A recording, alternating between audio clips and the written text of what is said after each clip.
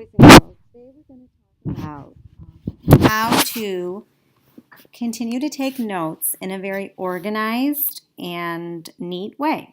So our teaching point today is that while researching, we may need to take notes on more than one section that we need for our topic. We must make sure that we keep our notes organized and keep track of notes with page numbers. If you recall, we read an Antarctica book yesterday, and there were 3 different sections of the book. We did one together, you tried one with a partner, and you did one on your own. Today I'd like to show you what it would look like if you were going to take notes on all of these sections in your notebook. The first thing that you should always do when you're taking notes on a new book or magazine article or any new source is to put the title of the text at the top of your notebook along with the date. That way you know where you got all this information and when you did your research. Here's an example from the first page of Antarctica. I just want to refresh our mind of what it was about. So here we go. I figured out that this section is all about Antarctica is a large continent. And it's from page 3. Notice the page number. Here are some details that I found out about that main idea. There's almost no life. And look, I didn't have to write in Antarctica because I know it's about Antarctica. It's the largest wilderness, bigger than Australia and Europe, one of the highest, windiest, coldest places. Okay, now these are short ways to say some of the important things I learned from here. Now I have 4, sometimes you might just put 3.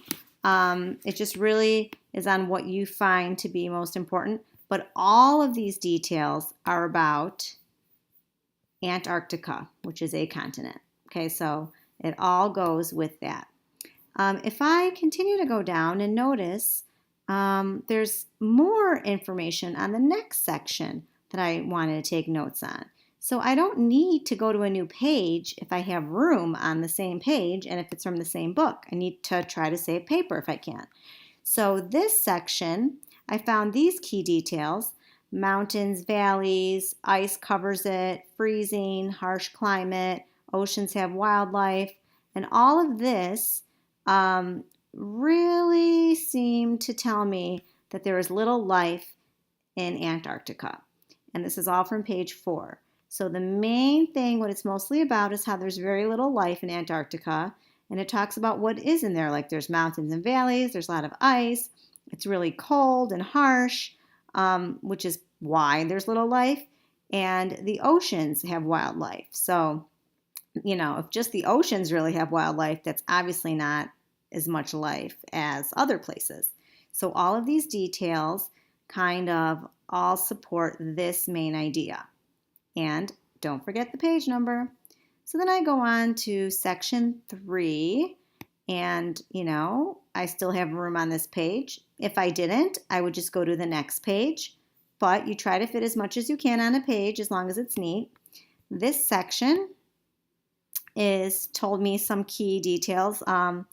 I learned about the United Kingdom, that there's this research station there, that scientists come in the summer and they study climate, wildlife, rocks, and atmosphere. Now, all of this was about how scientists study Antarctica. Okay, the research station is because they study Antarctica, so they have to research it. The United Kingdom, what it really says in here is that, the Antarctica is shared by many countries, including the United Kingdom. So, I didn't rewrite that whole sentence because I figured that I would remember that if I wrote, some things down.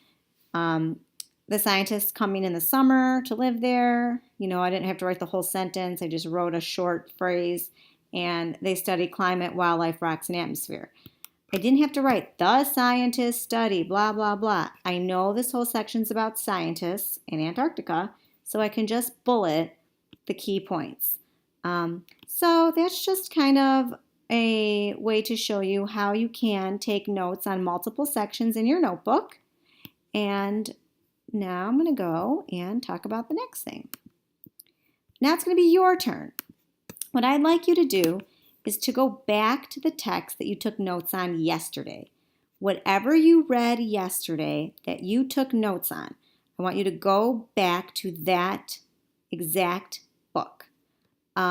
Make sure you add the title of the book at the top of the page and the date in the corner.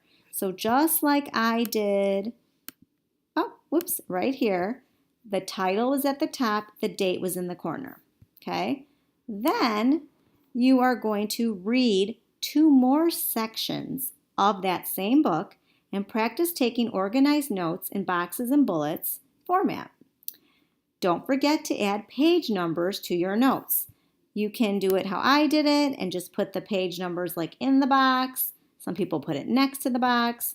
However you want to do it, but don't forget your page numbers so that you know exactly where you got it, what page, and what book. And last thing, try to be as neat as possible and fit as much as you can on a page to save paper. Like I said, as long as it's neat. I obviously don't want you squeezing like 20 boxes and bullets on one page if it looks like a mess, but you try to fit as much as you can in a neat and organized way so that you don't waste so much paper. So, I hope that this made sense. If not, you can re-watch it if you forget. We could put it on Schoology for you, and you can re-watch it. But I hope that you can try to take more notes. Thanks.